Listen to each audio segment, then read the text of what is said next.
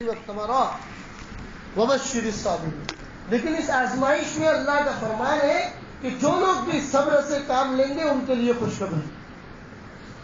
کتنی پیاری آیت ہے میرے بھائیوں. دیکھیے، اگر مجھ پر اور آپ پر دنیا کی زندگی میں کبھی بھی کوئی حالات آتے ہیں، چاہے کاروبار کو لے کر، چاہے اپنی کسی پرسنل لائف کو لے کر، چاہے دنیا کے حالات کو لے کر، چاہے پولیٹیکل سسٹم کو لے کر، کسی بھی نظام کو لے کر اگر حالات آتے ہیں، بہترین آیت تسلی کے لیے اگر کوئی ہے تو قرآن کریم کی آیت، جس میں اللہ فرماتے وَلَنَبْلُوَنَّكُمْ بِشَيْءٍ مِّنَ الْخَوْفِ وَالْجُوعِ.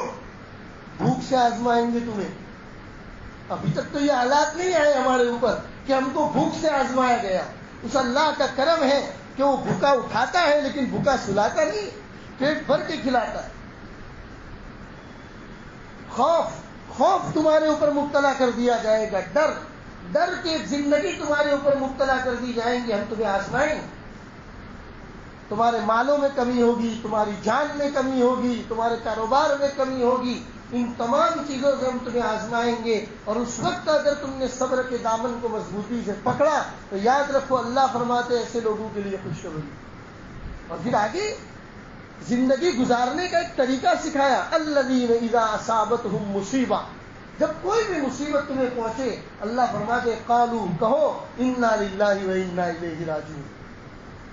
کوئی بھی چیز اللہ نے دی تھی اللہ نے لے لی، اس کی چیزیں وہ جب چاہے دے جب چاہے لے لے. کوئی آدمی اگر ہمارے گھر میں کوئی امانت رکھ جاتا ہے، لاکھوں روپے کی امانت ہمارے گھر میں رکھ جاتا ہے، اور مہینہ دو مہینے کے بعد وہ امانت واپس لینے کے لیے آتا ہے، ہم برا نہیں مانتے، کیونکہ ہمیں پہلے سے یقین ہے وہ اس کی امانت جو ہمارے گھر میں رکھی گئی تھی واپس لینے آ گیا، دینی پڑے گی. تو اللہ کی نعمتیں اللہ کی امانتیں ہیں، اس کی قدر کرو گے اللہ فرماتے ان نعمتوں میں اضافہ کروں گا. اور اگر اس کی ناقدری کرو گے تو اللہ فرماتے جیسا ہم دینا جانتے ہیں ہم لینا بھی جانتے ہیں. تو قرآن کریم کی آیت تسلی کے لیے بہت بڑی آیت ہے میرے بھائی. وَلَنَبْلُوَنَّكُمْ بِشَيْءٍ مِّنَ الْخَوْفِ وَالْجُوعِ وَنَقْصٍ مِّنَ الْأَمْوَالِ وَالْأَنفُسِ وَالثَّمَرَاتِ وَبَشِّرِ الصَّابِرِينَ. ایک اور جگہ پر قرآن کریم کے چوتھے پارے میں اللہ نے فرمایا وَلَا تَهِنُوا وَلَا تَحْزَنُوا وَأَنْتُمُ الْأَعْلَوْنَ إِن كُنتُم مُؤْمِنِينَ. سست ہونے کی ضرورت نہیں ہے، غم زدہ ہونے کی ضرورت نہیں ہے. وَأَنْتُمُ الْأَعْلَوْنَ، تم ہی سربلند رہو گے. اس دنیا میں کامیابی کے جھنڈے تم ہی گاڑو گے. شرط صرف ایک ہی ہے ان کنتم مؤمنین، اگر تم ایمان والے.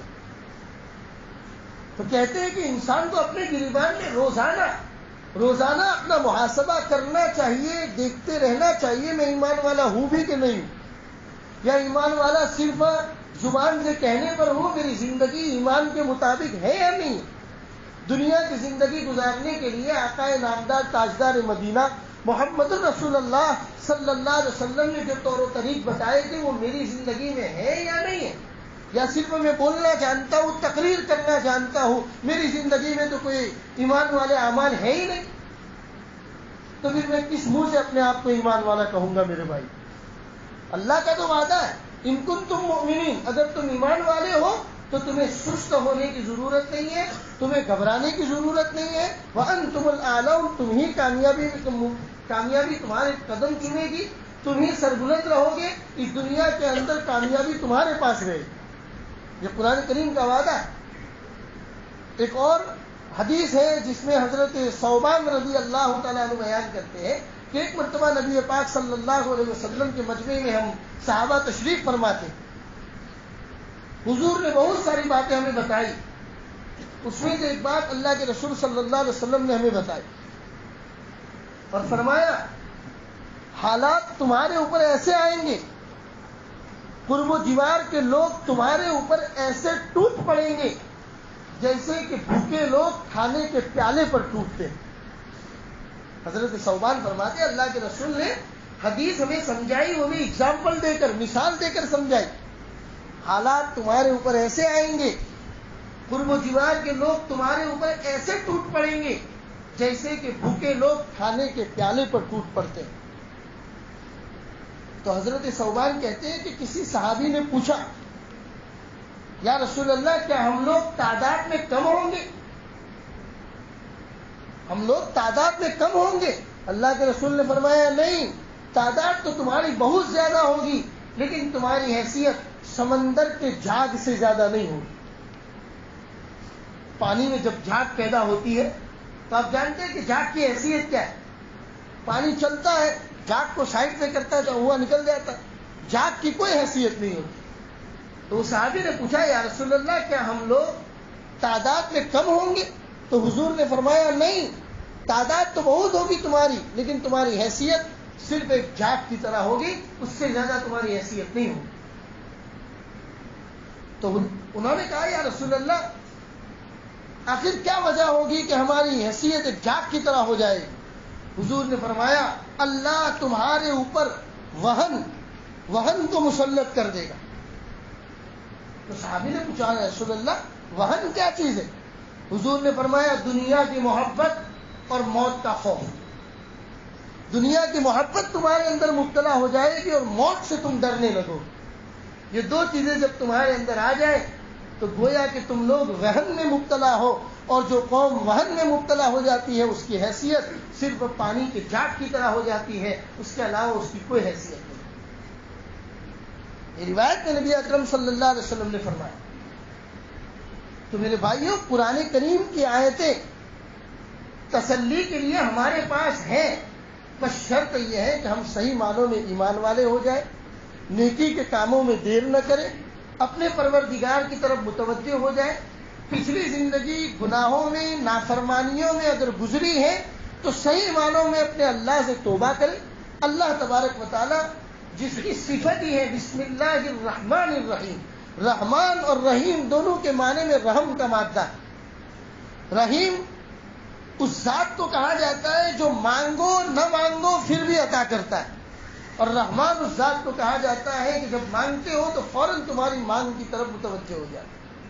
تو ایسا اللہ، ایسا پروردگار ہمارے پاس ہے میرے بھائی، چاہے کتنے ہی گناہ کر لیے ہو، نافرمانیاں کر لی ہو، صحیح دل کے ساتھ، پچھتاوے کے ساتھ، دل کی گہرائیوں سے صحیح معنوں میں توبہ کر کے اس کی ذات کی طرف اگر متوجہ ہو جائے انسان اور اپنے گناہوں کی معافی مانگے، اس کا وہ معاف کرنے کے لیے تیار بھی ہے، اور روایتوں میں آتا ہے کہ بندہ اس کی طرف چل کے جاتا ہے تو وہ دوڑ کے آتا ہے۔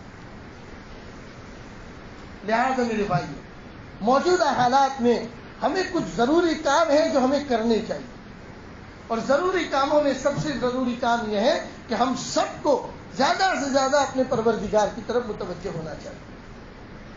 جب حالات گھیر لے تمہیں، جب حالات تمہیں گھیر لے تو اللہ کے علاوہ کوئی دوسرا راستہ نہیں ہوتا کہ جس کی طرف متوجہ ہوا جائے میرے بھائی۔ اللہ ہی کی ذات کا وہ راستہ ہے، اسی کی طرف متوجہ ہونا چاہیے۔ آپ نے سیدنا حضرت ابراہیم علیہ السلام کو واقعہ پڑھا ہوگا، جو بدھ کے دن میں نے تفسیر میں یہاں پر بیان بھی کیا تھا کہ حضرت ابراہیم علیہ السلام جب ملک عراق سے اپنی قوم والوں کو سمجھایا لیکن وہ لوگ نہیں مانے، ان کے بت توڑ دیے گئے، انہوں نے آگ کو آگ میں پھینکا، اللہ نے آگ کو گلے گلزار بنا دیا۔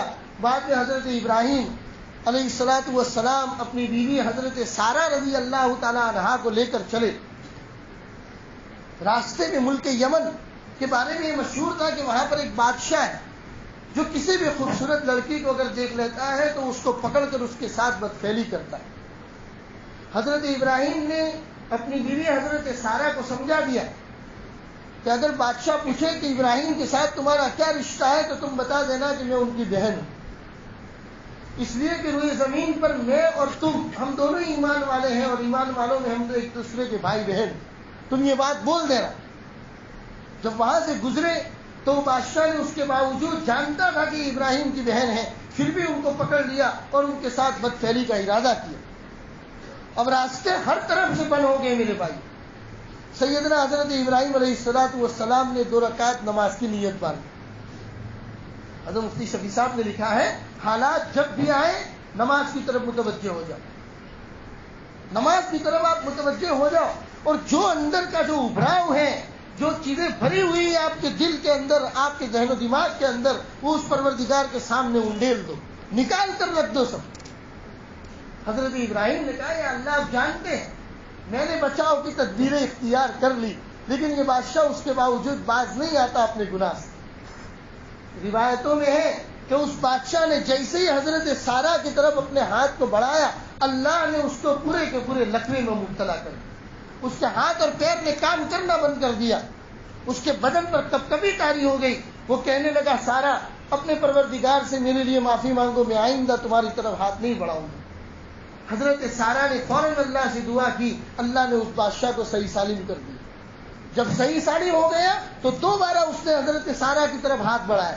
ایسا 3 مرتبہ اس نے کیا۔ تینوں مرتبہ اللہ تبارک و تعالیٰ نے کی طرف حضرت سارہ نے جب دعا کی تو حضرت سارہ کی دعا کی وجہ سے بادشاہ صحیح سالم ہو گیا۔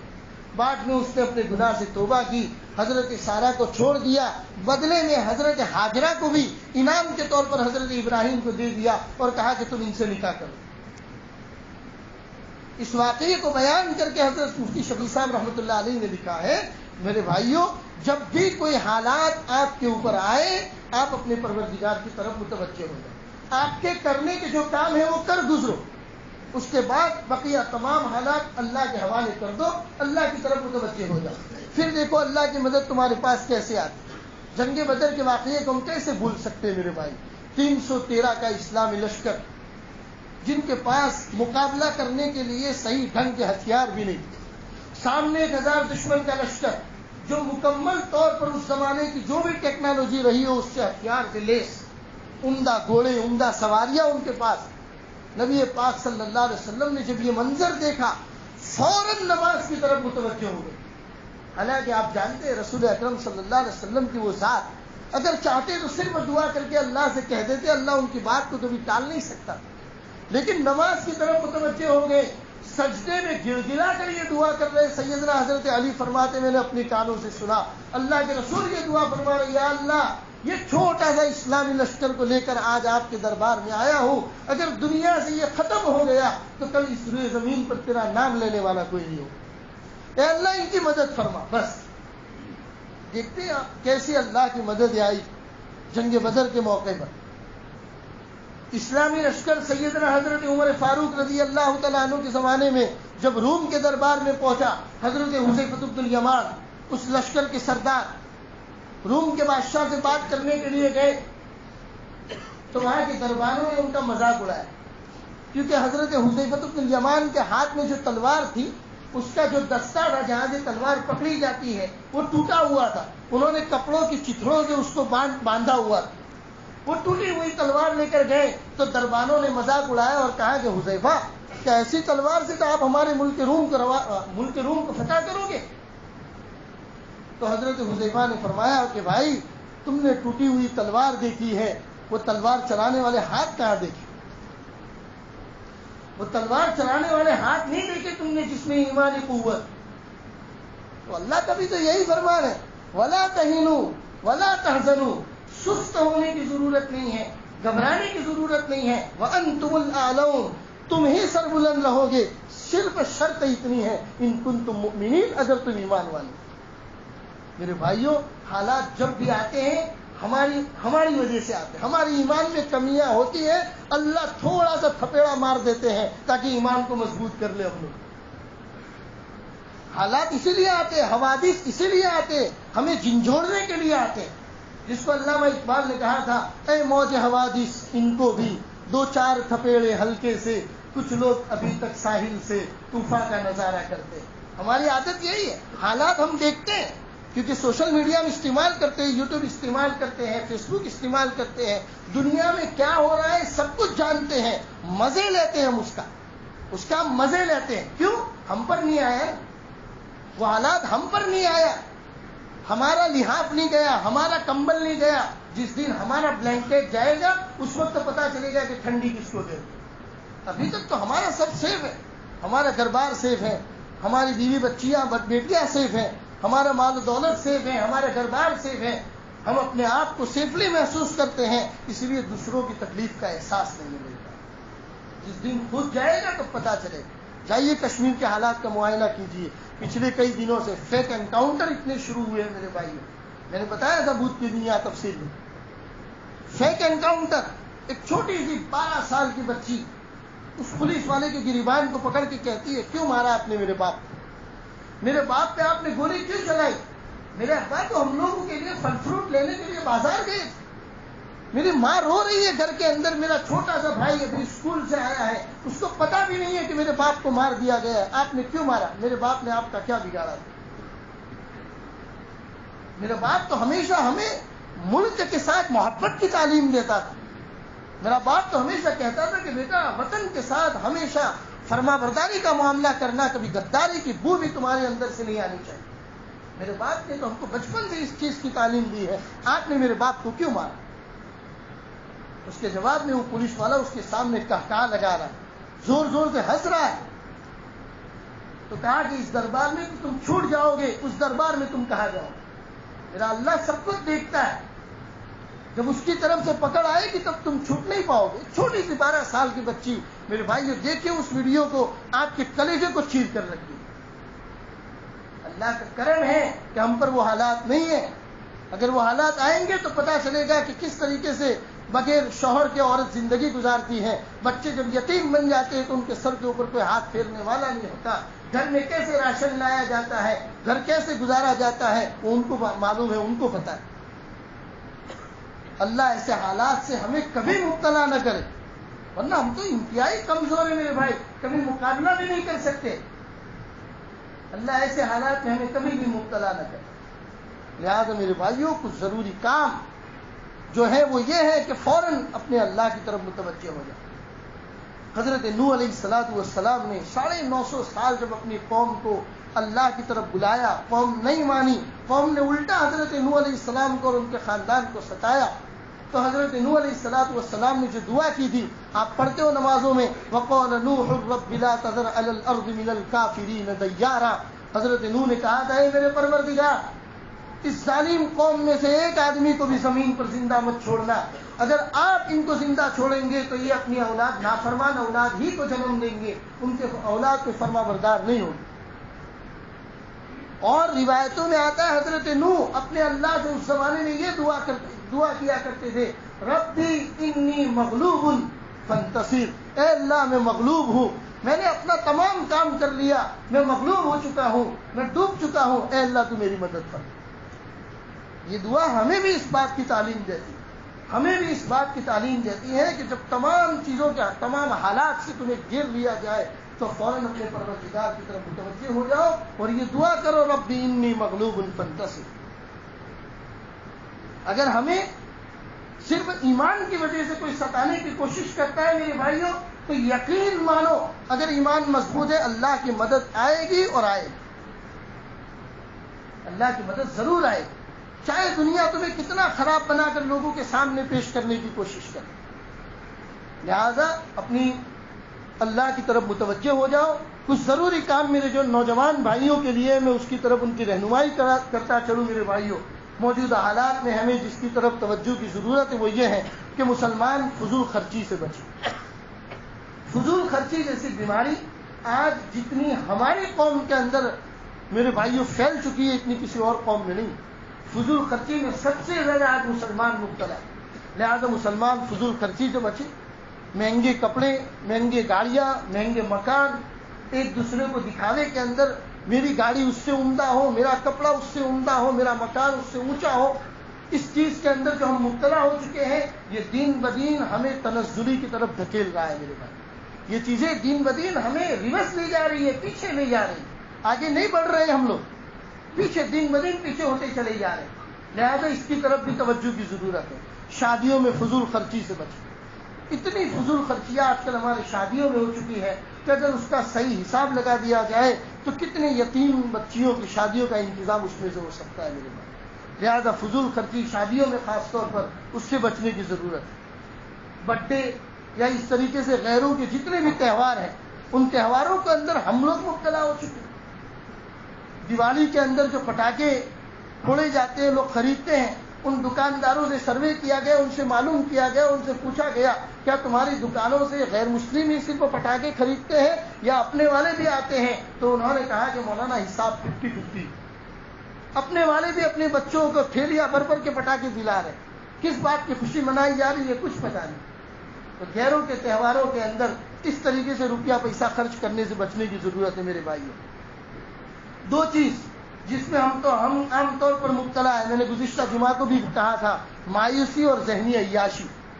ایک ہے مایوسی کہ ہم ایسے شکار ہو چکے ہیں, ایسا لگتا ہے کہ کوئی ہمارا بیک گراؤنڈ نہیں, کوئی ہمارا ہیلپر نہیں. ارے اللہ جیسے عظیم ذات تمہارے ساتھ میرے بھائی, اللہ جیسا عظیم پروردگار ہمارے پاس ہے, کسی اور کے سہارے کی ہمیں کیا ضرورت.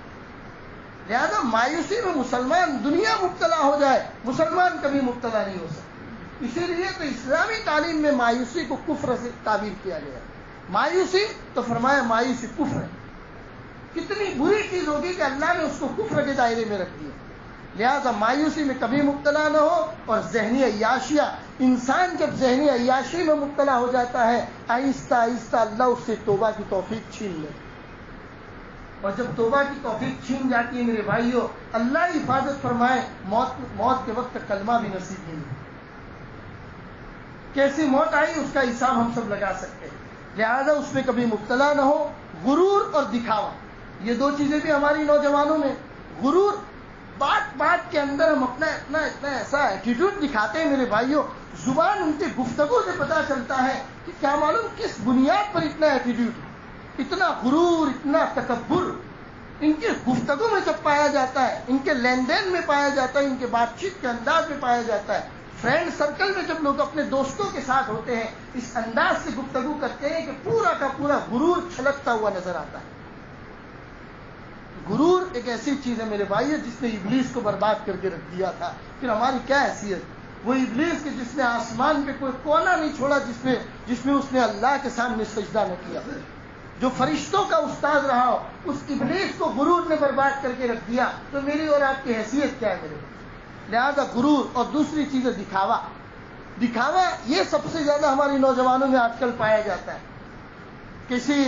کسی بچے کے والدین ایسے ہیں کہ جو اس کو عمدہ بائک دلا سکتے ہیں, اس کے گھر والے اچھی بائک اس کو دلا سکتے ہیں, افورڈ کر پاتے ہیں, تو دوسرے اس کے دوست بھی اپنے ماں باپ پر دباؤ ڈالتے ہیں, ہمیں بھی وہ گاڑی دلاؤ. ہمارے فرینڈ سرکل میں وہ گاڑی پائی جاتی ہے, ہمیں بھی وہ دلاؤ, چاہے ماں باپ اس کو افورڈ کر پائے یا نہ کر پائے. تو یہ دکھاوا ایسی چیز ہے جو قوم کو کبھی اوپر آنے نہیں دیتی میرے بھائی. قوم دن بدن دیوس ہوتی چلی جاتی ہے. لہٰذا اس بیماری سے بھی بچے. دوستوں میں اپنی حیثیت سے زیادہ بات کبھی نہ کریں. ہمارے بوڑھے لوگ کہا کرتے تھے, ہم اپنے بوڑھوں سے سنتے تھے کہ بھئی موقع آئے تو بڑا لقمہ کھا لینا, لیکن بڑی بات کبھی نہ کرنا. لہذا نوجوان بھائیوں, اپنے دوست فرینڈ سرکل میں کبھی ہو تو بڑی باتیں کبھی نہ کرو, اس لیے کہ بڑی باتیں ایسی ہیں جو انسان کو کبھی اوپر اٹھنے ہی نہیں دیتی. اس سے اللہ ہم سب کی حفاظت فرمائے. دوسری اہم اور ضروری بات, کسی بھی مسلمان بھائی کو کبھی تکلیف میں دیکھو تو دیکھ کے آگے مت بڑھ جاؤ, وہاں کھڑے رہو اور اس کی ہیلپ کرو, مدد کرو. تماشائی بن کر کھڑے نہ رہو. دنیا اس لیے بری نہیں ہے کہ دنیا میں ظلم و ستم بڑھ گیا. دنیا اس لیے بڑی بری ہو گئی میرے بھائیوں, یا دنیا میں رہنے والے لوگ اس لیے برے ہو گئے کہ لوگ آج کل ہر چیز کا تماشا دیکھتے ہیں کہ وہ آدمی دوسرے پر ظلم کر رہا ہے, لیکن زبان میں اتنی طاقت نہیں ہے کہ اس کو دو بول یہ بول سکے کہ بھائی تو غلط کر رہے ہیں. لہٰذا کہیں سے بھی گزرو, کہیں سے بھی آپ کا گزر ہو, وہاں پر کسی بھی مسلمان بھائی کو تکلیف میں دیکھو, اسلامی تعلیم یہی ہے, وہاں کھڑے رہو, اس کی مدد کرو. تماشائی بن کر وہاں پر کھڑے نہ رہو یا وہاں سے گزرو مت. فیشن اور ویسن یہ دو چیزیں ہیں جو انسان کو کیا پورے کے پورے قوم کو برباد کر کے رکھ دیتے. لہذا فیشن اور ویسن, ان دونوں چیزوں کے اندر اپنا روپیہ پیسہ برباد نہ کرو. سگریٹ نوشی کے اندر آج کل ہمارا نوجوان اتنا مبتلا ہوتا چلا جا رہا ہے میرے بھائیوں. اور میں نے آپ کو پہلے بھی بتایا تھا, میں مدرسے میں ایک سبق پڑھاتا ہوں بچوں کو, جس میں سگریٹ نوشی کا ایک سبق آتا ہے. تو کہتے ہیں سگریٹ نوشی میں یورپ کے ملکوں میں ایک سروے کیا گیا کہ لوگ جو سگریٹ پیتے ہیں تو وہ کیوں پیتے ہیں, کیا ان کی عادت ہے, کس وجہ سے سگریٹ نوشی میں وہ مبتلا ہے. یورپ جیسے ملک ترقی یافتہ ممالک کے اندر یہ سروے کیا گیا. سروے میں جو رپورٹ آئی وہ یہ آئی کہ 90% سگریٹ پینے والے لوگ صرف دکھاوے کے طور پر پیتے ہیں. کتنی بری چیز ہے میرے بھائی دکھاوا. میں نے بتایا نا, غرور, دکھاوا, ایٹیٹیوڈ, یہ تمام چیزیں ایسی ہیں جو قوموں کو کبھی ترقی نہیں دیتی. قوم دن بدن تنزلی کا شکار ہو جاتی. اللہ تبارک و تعالیٰ ایسی بیماریوں سے ہم سب کی حفاظت فرمائے اور مسلمانوں کو آباد کرنے کی کوشش کرو. اللہ نے آپ کو اس قابل بنایا ہے, اللہ نے آپ کو اس قابل بنایا. آپ بلڈر لابی کے اندر ہیں, آپ جگہ خرید کر وہاں پر کچھ مکان بنا سکتے ہیں, تو کوشش کرو کہ وہاں پر اپنی کمیونٹی کے لوگ آباد ہوں. اور یاد رکھو کہ دنیا کا قاعدہ ہے جب تک مسلمان آباد ہے کائنات آباد ہے، مسلمان برباد کائنات برباد۔ جس قوم میں جس کائنات میں مسلمان کے لیے جگہ نہیں اس کائنات میں کسی اور کے لیے جگہ نہیں، لہذا مسلمانوں کو آباد کرنے کی کوشش کرو، اس کی سوسائٹیاں بناؤ، وہاں پر کوشش کرو کہ زیادہ سے زیادہ تعداد میں وہاں پر مسلمان آباد ہوں، یہ کرنے کے کام ہیں۔ اور نوجوانوں آخری بات کہہ کر اپنی بات کو ختم کرتا ہوں، ہمیشہ اپنے ضمیر کو بیدار رکھو، ضمیر کا سودا کبھی کسی کے ساتھ مت کرو، یہ ضمیر ہمیشہ بیدار رہنا چاہیے، یہ ضمیر ہمیشہ زندہ رہنا چاہیے۔ جس قوم کا ضمیر مردہ ہو جاتا ہے اس قوم کے جنازے دن بدن اٹھتے چلے جاتے ہیں، پھر اچھائی اور برائیوں کے معیار بدل جاتے ہیں، اچھائی اور برائی کے سوچ کے انداز بدل جاتے ہیں۔